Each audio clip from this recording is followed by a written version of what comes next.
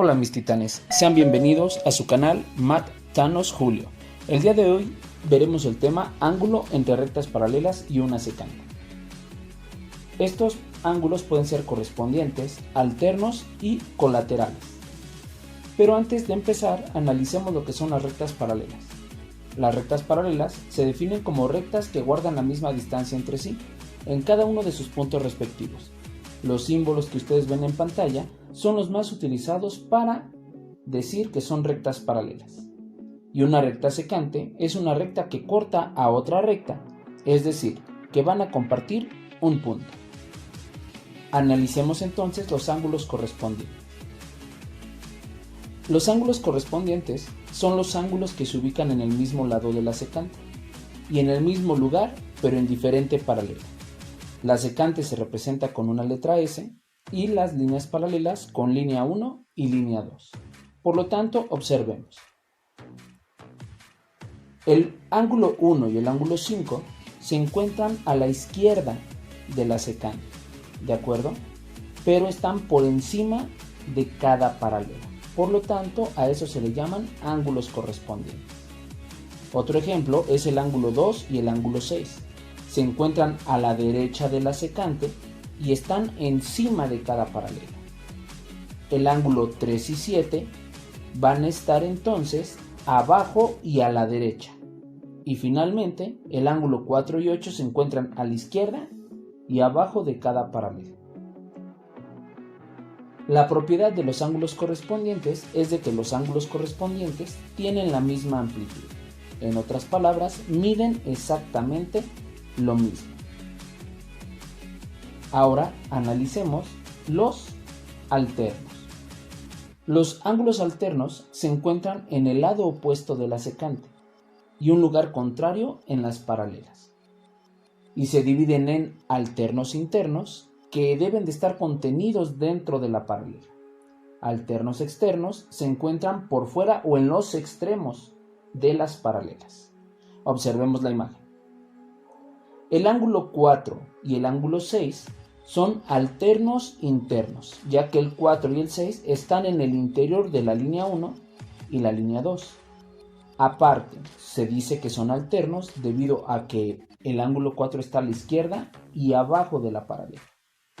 El 6 está a la derecha y arriba de la paralela número 2. Por eso se llaman alternos.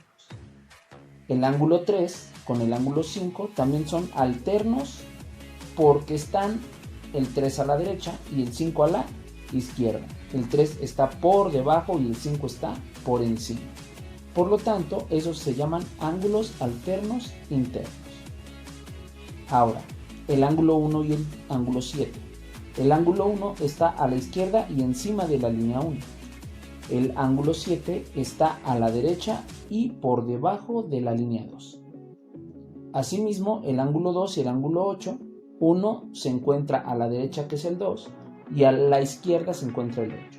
El 2 se encuentra por encima y el 8 se encuentra por debajo.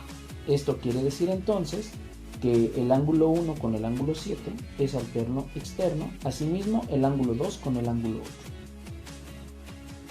Su propiedad de los ángulos alternos, sin importar si son internos o externos, deben de tener la misma amplitud a su respectivo. Finalmente, vamos a entrar a los ángulos colaterales. Se encuentran en el mismo lado de la secante y lugar contrario de las paralelas. Se dividen en internos y también en externos.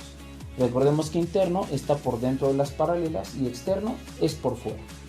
Veamos la imagen y un colateral es el ángulo 3 con el ángulo 6. El ángulo 3 se encuentra a la derecha junto con el ángulo 6, pero la diferencia es de que uno está por debajo de la primera paralela y el ángulo 6 está por encima de la segunda paralela. Asimismo, el ángulo 4 y 5 también es colateral, debido a que se encuentran ambos ángulos en el lado izquierdo, pero uno está por debajo de la primera y el otro está por encima de la segunda paralela. Por lo tanto, estos ángulos 3 y 6 y el ángulo 4 y 5 se dice que son colaterales internos. El 1 con el 8, ambos están a la izquierda el ángulo 1 está por encima de la recta 1 y el ángulo 8 está por debajo de la recta número 2. El ángulo 2 y el ángulo 7 también son colaterales, pero esta vez son colaterales externos. Están a la derecha, el 2 está por encima de la primera paralela y el ángulo 7 está por debajo de la segunda. Esto quiere decir entonces que nuestros pares de ángulos que acabo de mencionar son colaterales externos.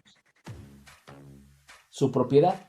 Los ángulos colaterales también son llamados conjugados. Además son ángulos que forman un ángulo suplementario. Recordemos que los ángulos suplementarios deben de sumar 180 grados. Y bueno, titanes, eso sería todo por el día de hoy. Recuerden, la matemática está implícita en nuestra vida, aunque nos cueste un poco de trabajo analizar las situaciones.